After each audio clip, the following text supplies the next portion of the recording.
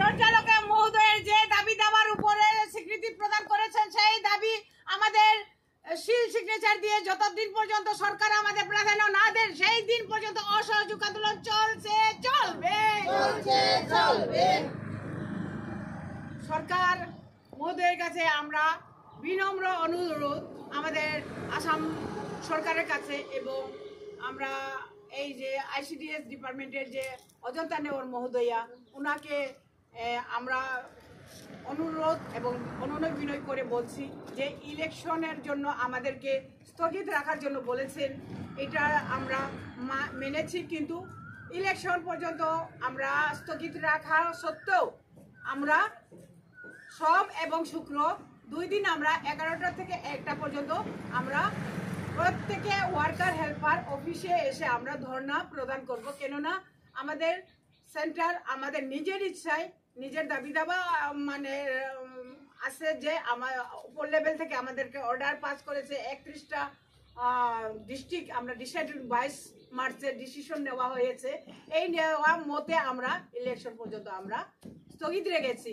ইলেকশনটা শেষ হলে তো ওনারা দেখি আমাদেরকে কি প্রদান করেন, কিভাবে স্বীকৃতি দেন, এই পর্যন্ত আমরা অপেক্ষা করব। কিন্তু আমাদের অঙ্গনাদি কর্মী সহায়িকা সবাই যদি না আসেন স্যার তারা ম্যাডাম তারা ভিজিটে যাবেন, ভিজিটে গিয়ে না পাইলে সব অঙ্গনাদি কর্মী সহায়িকা সেন্টারে 1-1.5 ঘন্টা বাচ্চাদের সঙ্গে আমাদের অ্যাক্টিভিটিসগুলো করব, কিন্তু গভর্নমেন্ট খাতায় কোনোটাই আমরা করব না, ঠিক আছে?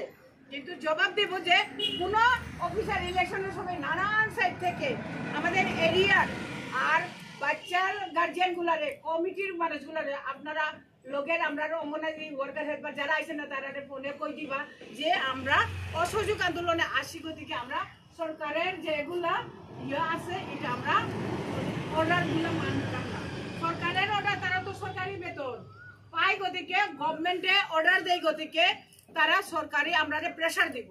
আমরা আবার স্যার এটা তো আপনারা ডিউটি করুন, আমরা মেয়েগুলো এক হইয়া বুঝাইতে লাগবো আমরা কাজ করে দিব। স্যার আমরা তো অসহযোগ আন্দোলনে আসি গতিকে আমরা কাজ করবো। আমরা গভর্নমেন্ট খাতায় যে রেজিস্টার যেটা এটা কেউ মানে সিগনেচার করিও না, প্রেজেন্ট এসেল করা যায়ও না, আলাদা একটা রাফ খাতার মধ্যে আপনারা একটা নামগুলো লিখে আছে বা চাই ভাই তোমরা নামও ওয়ার্কারের নাম হেল্পারের নাম লিখবাই, লিখে ওয়ার্কার কোন দিন প্রেজেন্ট দিবাই, হেল্পার কোন দিন প্রেজেন্ট দিবাই। 1 তারিখ থেকে আমাদের রেজিস্টার অ্যাটেন্ডেন্স ক্লাস শুরু হয়ে গেছে, এপ্রিলের 1 তারিখ থেকে রাফ খাতা একটা করবা।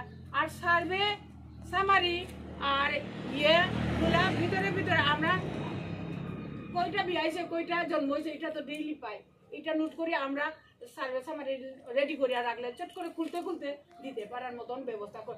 কেউ যেন পার্সোনাল মোবাইলে দেও কইলো কেউ দেওয়ার চাইবা না, এটা মানে আমার অসহযোগ আন্দোলন ভাঙার জন্য চেষ্টা করে।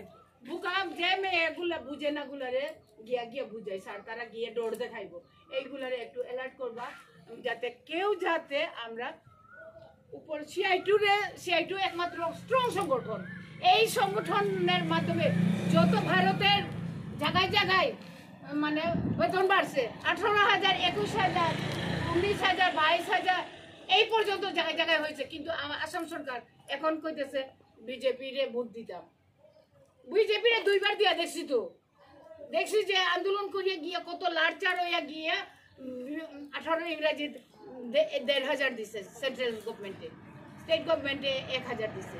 এইটা কত এই সিআই2 আন্দোলন করিয়া পাইছি। সিআই2 সারা যদি আমরা পুঁজিপতি উল্টা পাল্টা লোক